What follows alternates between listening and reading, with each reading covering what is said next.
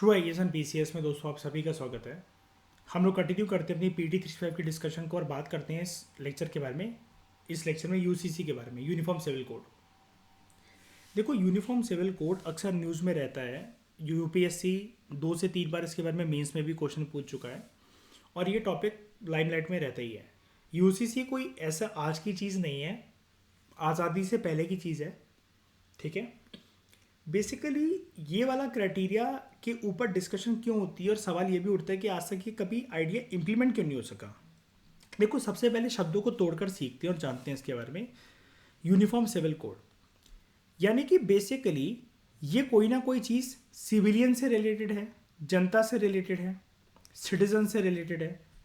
हमारे देश में जो जनता है ना, जो सिविलियंस हैं, उसके लिए एक, या फिर आप कहो कि उनसे रिलेटेड एक चीज़ जो हमें देखने को मिलती है हमारे देश में, वो ये है, हमारे देश में डाइवर्सिटी हद से ज़्यादा है। डाइवर्सिटी है तो एक अच्छी चीज़ है कि यूनिटी भी है, लेकिन फिर भी कुछ कुछ ना ऐसे माइन्यूट मुद्दे, टॉपिक उठाते हैं हमारे देश के अंदर, जब ना स्पेशली धर्म के बेसिस पर जो अलग अलग जो रिलीजियस जो ग्रुप्स हैं, वो ना अपनी अपनी चलाने की कोशिश करते हैं। मान लो फॉर एग्जांपल किसी एक महिला को किसी से प्यार हो गया,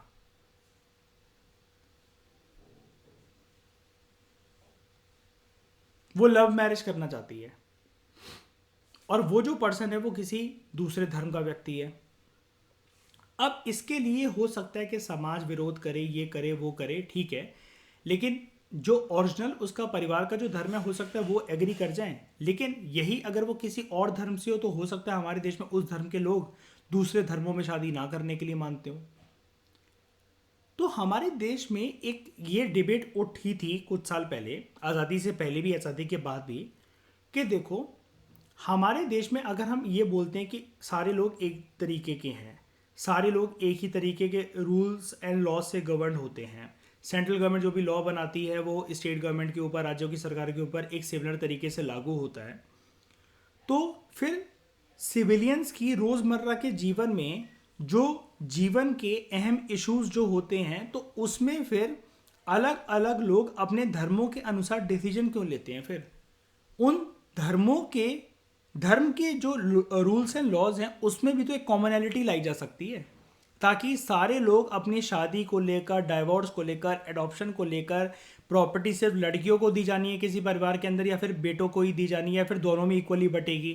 चाहे भली बेटी की शादी हो गई है किसी और परिवार के अंदर, लेकिन प्रॉपर्टी, बाप की जो प्रॉपर्टी है उसको भी दी जाएगी आदि। ये सारी चीज़ें ना हमारे देश में आपको लगता होगा कि ऐसा होना चाहिए, वैसा होना चाहिए, लेकिन बहुत सारे मुद्दे ना धर्म के बेसिस पर रेगुलेट होते हैं, गवर्नड होते हैं, रूल होते हैं। जैसे रिसेंटली अभी कुछ टाइम पहले का मुद्दा देख लो, ट्रिपल तलाक का। अब एक बात बताओ, अगर हिंदू धर्म, सिख धर्म या क्रिश्चियनिटी, बुद्धिज्म, जैना धर्म, इसके अनुसार अगर मैं अपनी बीवी को ये कह दूं, मतलब अपार्ट फ्रॉम इस्लाम बाकी सारे धर्मों को अगर देख लो कि मैं ये कह दूं कि मुझे तुम्हारे साथ नहीं रहना, मुझे तुम्हारे साथ नहीं रहना, मुझे तुम्हारे साथ नहीं रहना, मेरी लाइफ से चली जाओ, मेरी लाइफ से चली जाओ, मेरी लाइफ से चली जाओ, और मैं तुम्हें डाइवोर्स देता हूँ, डाइवोर्स देता हूँ, डाइवोर्स देता हूँ, तो ईशा चली जाएगी क्या? वो बताओ, हिंदू धर्म के अनुसार नहीं ना। लेकिन इस्लाम के तहत अगर इसको प्रॉपर तरीके से अगर हम लोग शरिया लॉ के तहत जैद अगर माने, तो तलाक है, तलाक है, तलाक है बोलने से ये एक चीज़ हाई लेवल की इम्पैक्टफुल चीज़ है ना। ये मजाक नहीं है ना इस्लाम धर्म के अंदर ऐसा बोलना है। मतलब मैं कह रहा हूँ कि मैं वही कह रहा हूँ कि मजाक तो नहीं है ना ऐसा बोलना, कि मजाक मजाक में बोल दिया। लेकिन ईशा, हम इस चीज़ को हिंदू धर्म के अनुसार शायद नहीं बोल सकते ना ऐसा मजाक मजाक में अपनी बीवी से, या कभी लड़ाई झगड़े हो गए, है ना। लेकिन क्या वो सच में चली जाएगी क्या छोड़ के फिर ऐसे बात पर? मैं सुबह तक मना नहीं लूँगा क्या उसे? तो बात ये है कि एक कॉमनैलिटी होनी चाहिए, क्योंकि इसके बेसिस पर ना जो इक्वालिटी का जो ठोस प्रिंसिपल है ना, वो मीनिंगलेस हो जाता है कभी कभार। क्योंकि फिर जब एक धर्म के अनुसार एक इंडिविजुअल जब गवर्न होता है ना, तो हो सकता है कि वो उसके लिए एक साइकोलॉजिकली हेल्थी चीज ना हो। उसके धर्म के लोग उसको बिरादरी से बेदखल भी कर दें। तो इसके लिए एक डिबेट उठ पड़ी थी कि भाई इंडिया के अंदर कितनी इतनी डाइवर्सिटी है ना, ये डाइवर्सिटी हर एक फॉर्म में हेल्थी डाइवर्सिटी नहीं है। जब अपने अपने पे बात आती है, रिलीजियस ग्रुप्स जब अपनी अपनी चलाने लगेंगे ना, तो हो सकता है कि एक इंडिविजुअल के फंडामेंटल राइट्स, नॉर्मल राइट्स भी सब मीनिंगलेस नजर आए। उसके लिए डिबेट उठी थी यूसीसी, लेकिन आज तक ये आइडिया इंप्लीमेंट नहीं हो सका है। अगेन इसके नॉन इंप्लीमेंटेशन के पीछे, या फिर इसकी इंप्लीमेंटेशन इतनी आसान क्यों नहीं है, उसके पीछे भी डाइवर्सिटी ही रिस्पॉन्सिबल है। भाई इतना आसान नहीं है जैद, क्या सारे धर्मों के लोगों को, सारे धर्म गुरु को एक साथ लेकर आना और उनसे ये कहना कि तुम अपना शरिया लॉ, गीता के लॉज, महाभारत, कुरान, बाइबल, इन सब में जो भी चीज़ें तुम बोरो करके रोज़मर्रा के जीवन में जो तुम सीखते हो, प्रैक्टिस करते हो, तुम ये कॉमन तरीके से ऐसे सब लोग बन जाओ। इतना आसान है क्या समझाना है हिंदुस्तान जैसी जगह में? एक रिलीजन या एक सोच विचार के लोग ऐसा ही नहीं हमारे देश में, बताना 4-5 भी हो तो चलो समझ में आता है, लेकिन Kashmir to Kanyakumari, Gujarat to Arunachal, diversity की कोई लेंथ और ब्रेथ है क्या हमारे देश में, बताओ? ये चीज़ है। तो ये मुद्दा भी इसलिए अटका हुआ है। ठीक है, अब हम इसके बारे में जानते हैं, सीखते हैं। एंड अगेन ये टॉपिक जो है ना, भले ये पीटी की मैगजीन में दे रखा है, ये आपका लेकिन मेंस का कंटेंट प्रिपेयर कर देगा अभी यहाँ से। ठीक है, छोटा सा आर्टिकल है लेकिन हम इसको अच्छे से देखते हैं।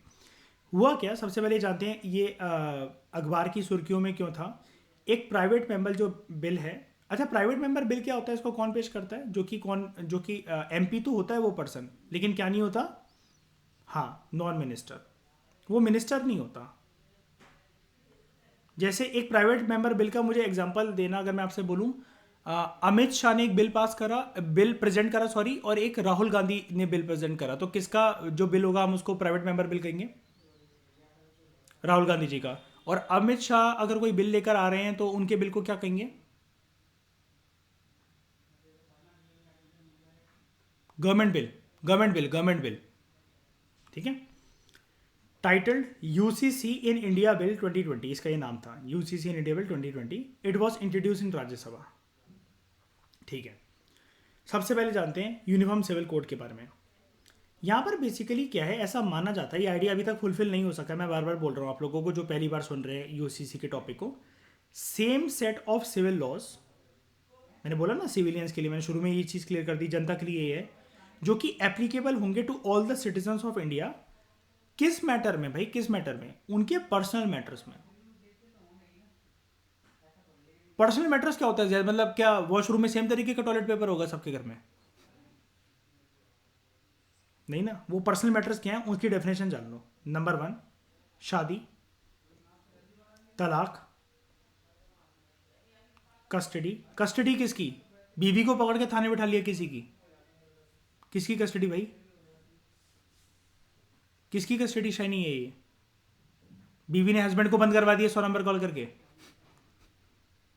बच्चे की कस्टडी। ठीक है, एडॉप्शन एंड इनहेरिटेंस, ये 5 चीज़ें प्लीज़ याद रखना। ठीक है, क्योंकि ये पर्सनल मैटर जो यूसीसी के अंदर है ना, स्टेट पीएससी में ऐसे क्वेश्चन बन सकते हैं, ये इसमें आपके ओडिशा पीसीएस में बन सकते हैं वाले क्वेश्चन। ठीक है, वो 5 चीज़ें कौन सी हैं? क्योंकि पर्सनल मैटर्स ना और भी हो सकते हैं, लेकिन देखो जैद पहले ये माना जा रहा है कि भाई ये 5 ना अहम मुद्दे हैं, पहले जब इन पे समझौता हो जाए तब तो हम किसी और चीज़ के बारे में सोचे भी। जब इन्हीं पे नहीं हो पा रहा तो हम और लिस्ट क्यों एक्सपेंड करें बेफालतू में? समझ रहे हो ना मेरी बात? गेटिंग मी और नॉट? अब पर्सनल मैटर्स कोई ऐसे भी नहीं होंगे ना ईशा कि सबसे बोला जाएगा कि तुम जॉकी की चड्डी बनियान पहनो सब लोग।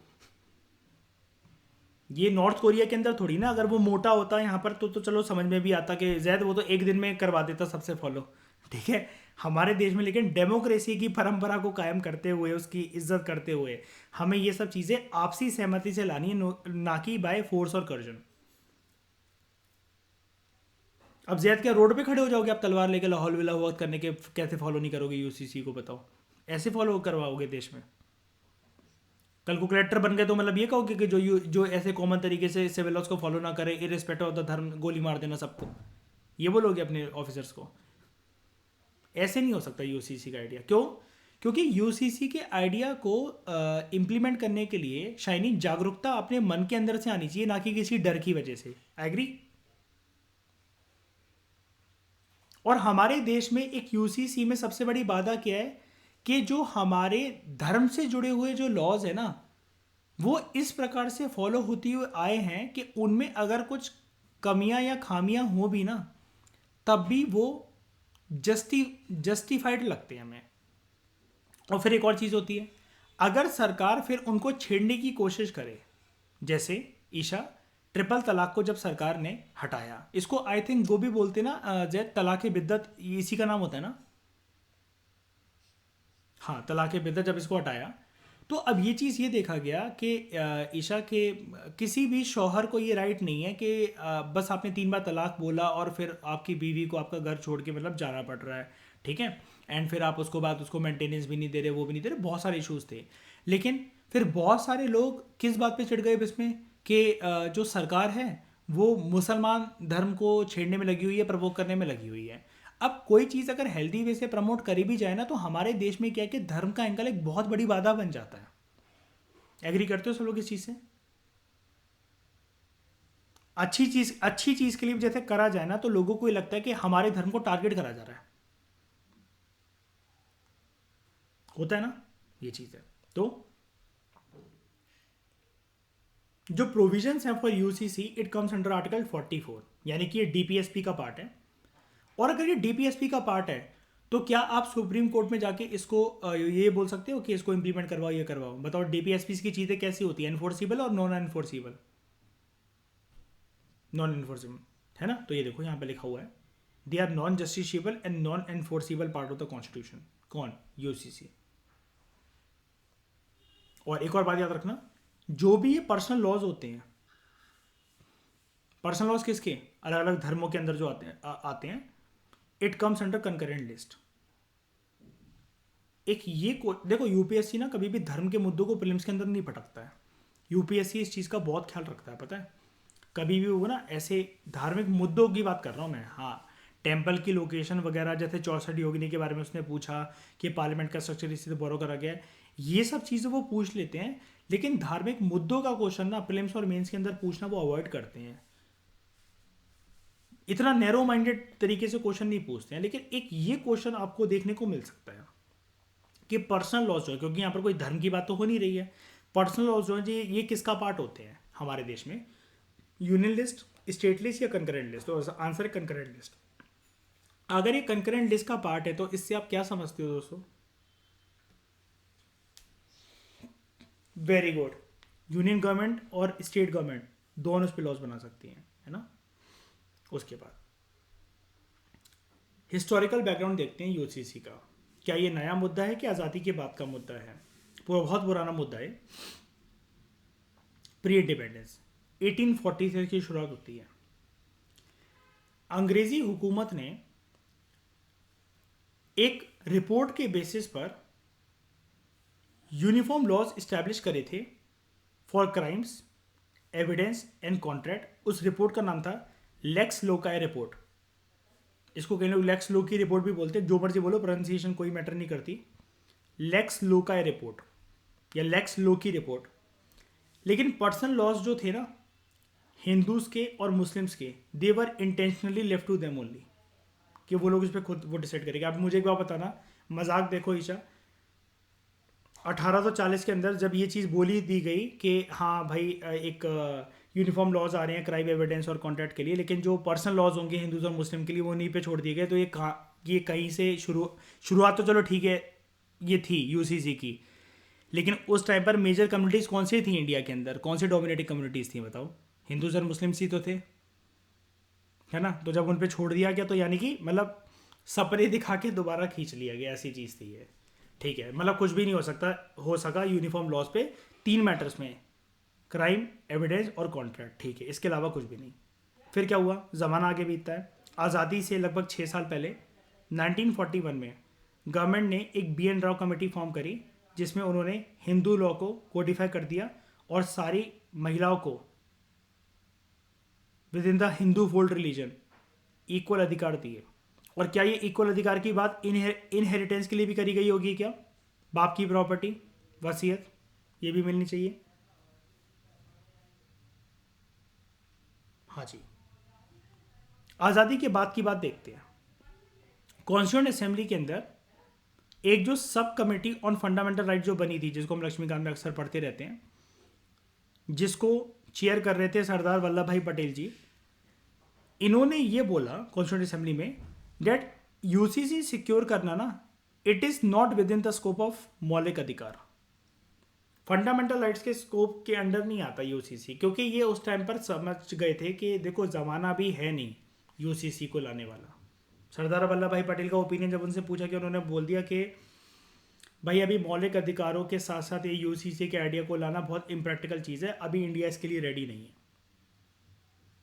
उसके बाद स्पेशल मैरिज एक्ट 1954 जब आता है, it provides a form of civil marriage to any citizen irrespective of religion, यानी कि यहां पर इंटर रिलीजियस मैरिजेस कर सकते हैं हम इसमें, इस एक्ट के तहत, बताओ, है ना। इस जमाने में जब ये एक्ट आया तो क्या मैं किसी, या इससे पहले भी देखो ये एक्ट में इसलिए क्लियर कर दिया गया कि देखो किसी के खिलाफ मार पिटाई ना हो या कुछ भी ना हो, क्या इसके तहत ये हो सकता है कि एक हिंदू लड़के को मुसलमान लड़की से या मुसलमान लड़के को एक हिंदू लड़की से, जो भी है जैसा भी क्राइटेरिया, अगर प्यार हो जाए, सरदार से, क्रिश्चियन से, कुछ भी है, तो क्या वो कोर्ट जाकर एक प्रोटेक्शन मांग सकते हैं कि हमारे धर्म के लोग या फिर गांव के लोग, बिरादरी के लोग हमें ऐसा ऐसा टॉर्चर कर रहे हैं, हमने शादी करके कोई पाप नहीं करा है ना। तो एक्ट आने की मदद से ये फ़ायदा हो क्या, मतलब देखो आप लोगों के दिमाग में आ सकता है कि इससे पहले क्या इंटर रिलीजियस मैरिजेस नहीं होती थी, लेकिन इनटॉलरेंस का ज़माना पक्का चला होगा ना शादियों को लेकर। क्या कह रहे हो? हाँ, honour killing, very good, honour killing, है ना। तो उसके लिए ये एक्ट है, क्योंकि अब यहाँ पर अगर कोई भी लड़की कंप्लेंट कर दे, लड़का ये कंप्लेंट कर दे कि हम दोनों साथ में रहना चाह रहे हैं, कोर्ट एक बार ये पूछेगा भाई आप दोनों साथ में रहना, तो उन्होंने कहा भाई बहुत प्यार करते हैं, आप बोलो तो अभी किसी करके दिखाएं एक दूसरे को, उन्होंने बोला परिवार वाले बाधा बन रहे हैं, मार रहे हैं, ये कर रहे हैं, वो कर रहे हैं, पूरे परिवार को उठाकर जेल कर देगी, या जो भी लोग इनकी शादी में या फिर लाइफ में वो आफत डाल रहे हैं, तो कि नाक कटवा दी, ये कटवा दी, वो कटवा दी, कोर्ट कहेगा हम तुम्हारा ही काट डालेंगे बेटा। इस एक्ट ने ये पावर दे दी लोगों को। जैद इसका मिसयूज नहीं करना है, ठीक है। उसके बाद 1955 टू 56 में 4 हिंदू कोड बिल आते हैं, ये पास हो जाते हैं। आप लोग मुझे इस क्लास के बाद ये बता देना ये 4 हिंदू कोड बिल्स क्या थे, सिर्फ टाइटल्स बता देना उसके, मुझे पूरे वो नहीं चाहिए, प्रोविजन हमारे काम की भी नहीं है, आप मुझे सिर्फ इनके नाम बता देना, 4 हिंदू कोड बिल्स के नाम क्या थे, ठीक है, जो पास करे गए। इंपॉर्टेंट है क्योंकि थोड़ा सा ना ये चीज़ modern Indian history plus post independence के बॉर्डर पर आ जाती है, ठीक है। और इससे आपकी एक चीज़ और स्ट्रेंथन हो जाएगी कि पोस्ट इंडिपेंडेंस की हमने पूरी बुक कर ली 12th क्लास की एनसीईआरटी की ईशा, है ना, लेकिन वो हिंदू कोड बिल के बारे में चर्चा नहीं करी हमने उस टाइम पर, है ही नहीं, क्योंकि वहाँ पर गिवन ही नहीं है एनसीईआरटी में। तो ये 4 बता देना। उसके बाद बहुत सारी सुप्रीम कोर्ट की जजमेंट्स ने भी ये बोला कि यूसीसी आ जाए हमारे देश में तो एक अच्छी बात है। करंट स्टेटस क्या है हमारे देश में पर्सनल लॉस का? जो अलग अलग रिलीजियस कम्युनिटीज़ हैं ना, वो अपने अपने पर्सनल लॉस के सिस्टम से गवर्न होती हैं। अब उनके कुछ कुछ जो पर्सनल लॉज हैं उनको कोडिफाई भी करा गया है through various acts. For example Hindu personal law को कोडिफाई करा गया 4 बिल के अनुसार। चलो नाम आई गए आपके सामने यहाँ पर, Hindu marriage act, Hindu succession act, Hindu minority and guardianship act, Hindu adoptions and maintenance act. अब क्या इस मेंटेनेंस में महिलाओं के मेंटेनेंस की बात होती है क्या?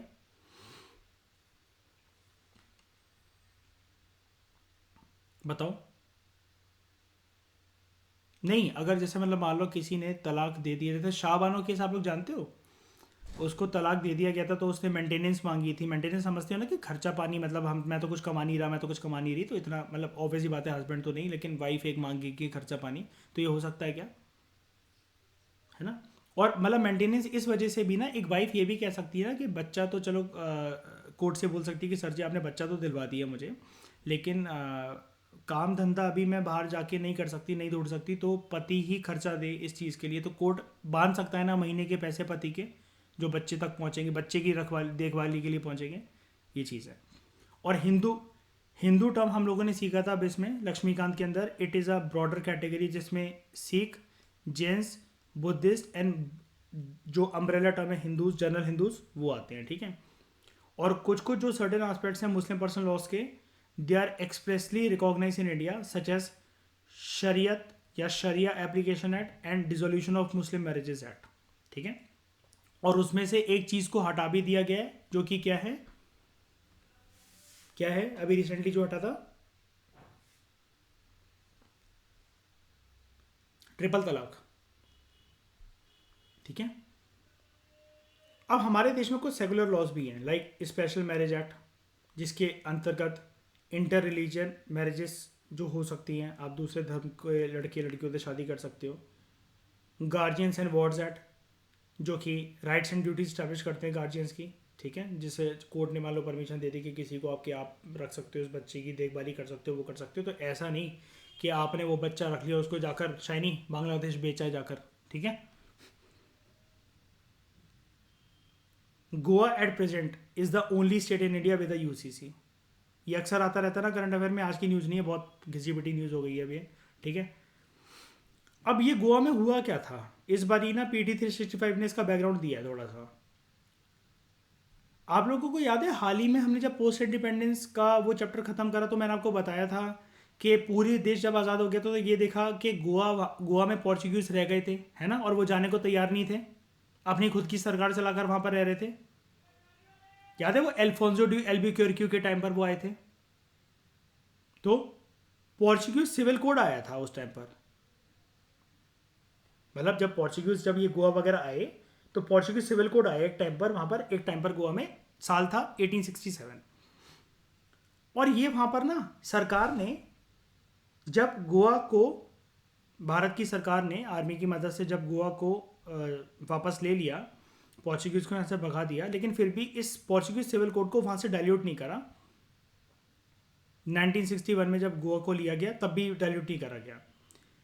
और ये चीज़ लागू वहाँ पर करी गई गोवा के अंदर, इरिस्पेक्टिव ऑफ रिलीजन और एथनिसिटी ऑफ कम्युनिटी। लेकिन पोर्चुगीज जो कोड है ना, वो कंप्लीट तरीके से यूनिफॉर्म सिविल कोड नहीं है। और इसके एक लिमिटेशन ये है, गोवा के अंदर ज़्यादातर कौन से रिलीजियस कम्युनिटी के लोग रहते हैं बताओ, सबसे ज़्यादा कौन मिलेंगे, क्रिश्चियंस मिलेंगे। तो वहाँ, और उसका साइज भी देख लो, सबसे बड़ी बात तो इसमें कितना बड़ा है गोवा, बताओ ज़रा।